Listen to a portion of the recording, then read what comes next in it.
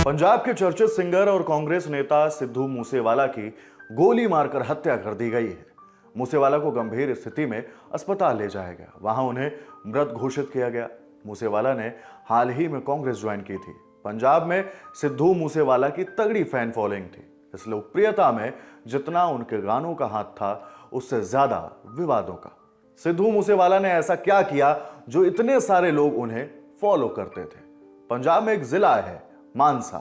यहां के मूसा गांव में 11 जून 1993 को सरकारी अफसर भोला सिंह और उनकी पत्नी चरण कौर के घर एक बच्चा पैदा हुआ। उसका नाम रखा गया शुभदीप सिंह सिद्धू। शुरुआती स्कूली पढ़ाई लिखाई से निपटने के बाद माता पिता ने शुभदीप का दाखिला इंजीनियरिंग कॉलेज में करवा दिया, मगर शुभदीप का झुकाव पढ़ाई से ज्यादा संगीत की तरफ था।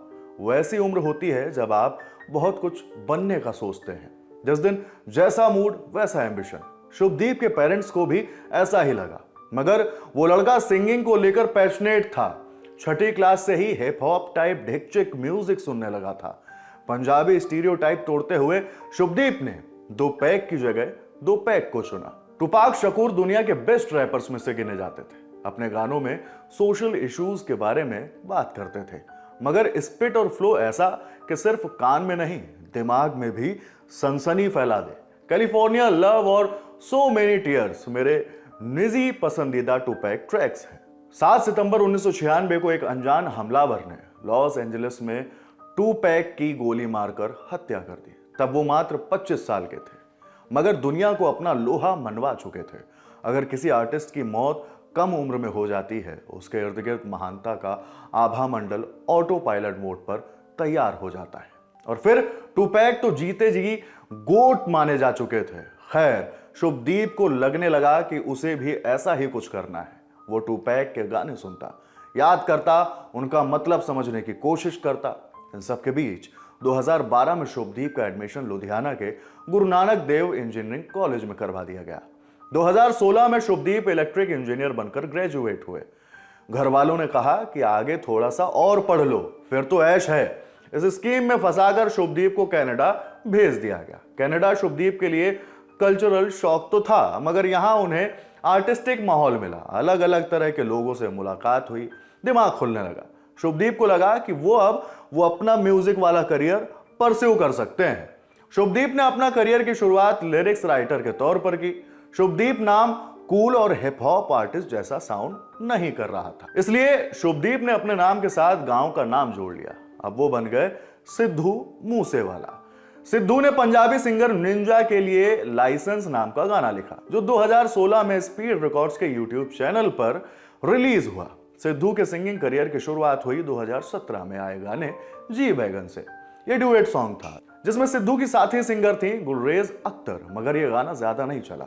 अगस्त 2017 में सिद्धू का नया गाना सो हाई रिलीज हुआ।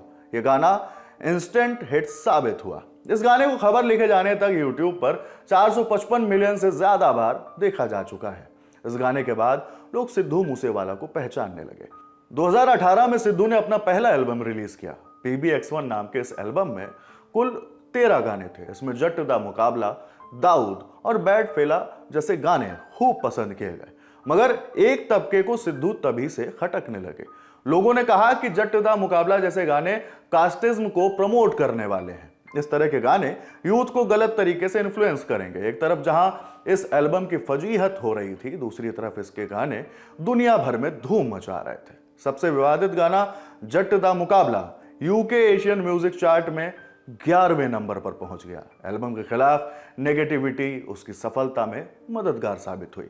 इसके बाद सिद्धू ने 47 नाम का गाना बनाया। इस गाने में सिद्धू ने मिस्ट और स्टेफलन डॉन जैसे ब्रिटिश आर्टिस्टों के साथ कोलैबोरेट किया। यह गाना दुनिया भर में खूब पॉपुलर हुआ। कनाडा से लेकर ऑस्ट्रेलिया, न्यूजीलैंड और यूके तक इसे भारी संख्या में सुना और देखा गया। गाने आते रहे और सिद्धू मूसेवाला की पॉपुलैरिटी में इजाफा होता रहा। 2020 में ब्रिटिश अखबार द गार्डियन ने सिद्धू मूसेवाला को टॉप 50 न्यू आर्टिस्ट की लिस्ट में शामिल किया। ये किसी भी आर्टिस्ट के लिए बिग डील होती है। 2021 में सिद्धू ने अपना तीसरा एल्बम मुंह से टेप रिलीज किया। 32 ट्रैक वाले इस एल्बम में सिद्धू ने बोहेमिया, मॉरिसन, डिवाइन और राजा कुमारी जैसे पॉपुलर आर्टिस्ट के साथ कोलैबोरेट किया। इस एल्बम को तगड़ा रिस्पॉन्स मिला। सिद्धू मूसेवाला के बारे में कहा जाता था कि उनके गाने भड़काऊ होते हैं, रिबेलियस किस्म के, जो नौजवानों को मिसगाइड करते हैं। गानों की भाषा सभ्य नहीं होती, भले ही वो खांटी पंजाबी भाषा का इस्तेमाल अपने गानों में करते, कई बार उसका मतलब अंग्रेजी में भी समझाते थे। मगर सिद्धू के कई गाने ऐसे हैं जिनमें अपशब्दों का इस्तेमाल होता है। पिछले कुछ सालों में सिनेमा से लेकर स्टैंड अप कॉमेडी और म्यूजिक तक में गाली गलौज का इस्तेमाल धड़ल्ले से बढ़ा है। गाली वगैरह ऐसी चीजें हैं जो एक उम्र में विशेष में बड़ी आकर्षक लगने लगती हैं, क्योंकि हमें उस तरह की भाषा इस्तेमाल करने की मनाही है।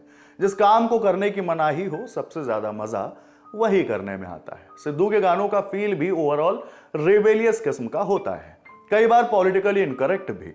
मगर सिद्धू की टारगेट ऑडियंस यूथ थी। यूथ को पॉलिटिकल करेक्टनेस का कोई लोड नहीं है। उन्हें हैवी बीट और बेस के साथ एक आध क्रांतिकारी लाइन दे दो, वो उतने में खुश हैं। नार्सिज्म यानी खुद को दूसरों से बेहतर बताना भी सिद्धू के गेम प्ले का हिस्सा था, जो यूथ को अट्रैक्ट करता था। आप किसी के भी सामने वो लाइन बोल दो, सीन सॉर्टेड है ब्रो, जैसा जट दा मुकाबला गाने को ही ले लीजिए। इस गाने की हुक लाइन है, जट दा मुकाबला दस मैनू कित्थे आनी, यानी जट का मुकाबला कहां है बताओ मुझे। एक तो ये गाना कास्टिस्ट है, यानी जाति विशेष को ऊंचा दिखाने के लिए बागियों को नीचा दिखाया जा रहा है। मगर ये लाइन बोलने में जो फील है वही इस गाने की यूएसपी है। जाति व्यवस्था इंडिया के सबसे जटिल मसलों में से एक है, जिससे हम सालों से निकलने की कोशिश कर रहे हैं। ऐसे में एक सिंगर आता है जो इस कल्चर को बढ़ावा देता है, इसे अपने गानों में रोमांटिसाइज करता है, और उसकी टारगेट ऑडियंस देश की नई पीढ़ी है। और हम यहाँ कास्ट सिस्टम से लड़ने और उससे बाहर निकलने की बात करते हैं। जिस देश में जाति और मजहब के नाम पर लोगों की जानें चली जाती हैं, वहां तो इस तरह की चीजें बिल्कुल अनएक्सेप्टेबल हैं। हम यहां सिर्फ एक गाने की बात कर रहे हैं। अगर हम सिद्धू के दूसरे गानों को डाइसेक्ट करने बैठे तो उस पर एक आर्टिकल लिखना पड़ेगा। सिद्धू मूसेवाला की पॉपुलैरिटी की दूसरी वजह है उनका विवादों में रहना। जब कोई सेलेब लगातार कंट्रोवर्सीज में रहता है तो उसका नाम हर दूसरे दिन लोगों को सुनने को मिलता है। इससे वो लोगों की नजर में बने रहते हैं, उनकी एक नेगेटिव इमेज बन जाती है। जैसे सिद्धू मूसेवाला है, सिद्धू के ऊपर तमाम कोर्ट केसेस हुए, AK-47 चलाते हुए उनका वीडियो वायरल हुआ, उनके ऊपर आर्म्स एक्ट का केस लगा। इस बात से दुखी या निराश होने की बजाय सिद्धू ने एक गाना बना दिया। इस गाने में वो खुद पर लगे चार्जेस को संजय दत्त के साथ कंपेयर कर रहे थे और इस चीज को भी ग्लोरीफाई कर रहे थे। उन्हें गन कल्चर प्रमोट करने वाला बताया गया। उन पर धार्मिक भावनाओं को आहत करने का आरोप लगा। साथ ही पंजाबी सिंगर करण औजला के साथ उनकी लड़ाई भी काफी चर्चित रही। मगर इन सब से सिद्धू के कंडक्ट या बर्ताव में किसी तरह का बदलाव देखने को नहीं मिला। उन्हें पता था कि उनकी नेगेटिव इमेज है, मगर वो इमेज की परवाह नहीं करते। ये उनकी पर्सनैलिटी का वो टुकड़ा था जो बहुत एस्पायरिंग है। लोग चीजों को लेकर उनके जितना चिल्ड आउट होना चाहते हैं, मगर हो नहीं पाते। फिल्म रॉक स्टार में एक सीन है जब जॉर्डन यानी रणबीर कपूर का कैरेक्टर जेल में बंद है। प्लेटिनम म्यूजिक नाम के लेबल का मालिक मदन ढींगरा उसके जेल से निकलने का इंतजार नहीं करता, उसका एल्बम रिलीज कर देता है। इसके पीछे उसका आइडिया यह है कि नेगेटिव बिकता है। एल्बम रिलीज होती है और आर्टिस्ट जेल के अंदर है। ऐसे में पब्लिक की उत्सुकता जगती है उस पर्सनैलिटी के बारे में। हम ये कहकर सिद्धू मूसेवाला के इस ट्रेट को जस्टिफाई नहीं कर रहे हैं, हम बस इन पहलुओं पर बात कर रहे हैं, उन्हें समझने की कोशिश कर रहे हैं। 3 दिसंबर 2021 पंजाबी सिंगर सिद्धू मूसेवाला ने कांग्रेस पार्टी ज्वाइन कर ली। उन्होंने मानसा सीट से पंजाब इलेक्शन में चुनाव लड़ा। उन्होंने मानसा से आम आदमी पार्टी के प्रत्याशी विजय सिंगला के खिलाफ चुनाव में ताल ठोकी। विजय सिंगला को मानसा में बड़ी जीत हासिल हुई। कांग्रेस ने मूसेवाला को पंजाब के बाकी इलाकों में कैंपेनिंग के लिए भी इस्तेमाल किया। हालांकि पॉलिटिक्स में आने वाले सिद्धू अपने परिवार के पहले मेंबर नहीं रहे। उनकी मां चरण कौर भी चुनाव लड़कर गांव की सरपंच बनी थी। सिद्धू उनके लिए भी कैंपेनिंग किया करते थे। यह खबर लिखी है हमारे साथी श्वेतांक ने। मैं हूं हिमांशु और कैमरे के पीछे है पंकज। देखते रहिए दिल लल्लन टॉक। शुक्रिया।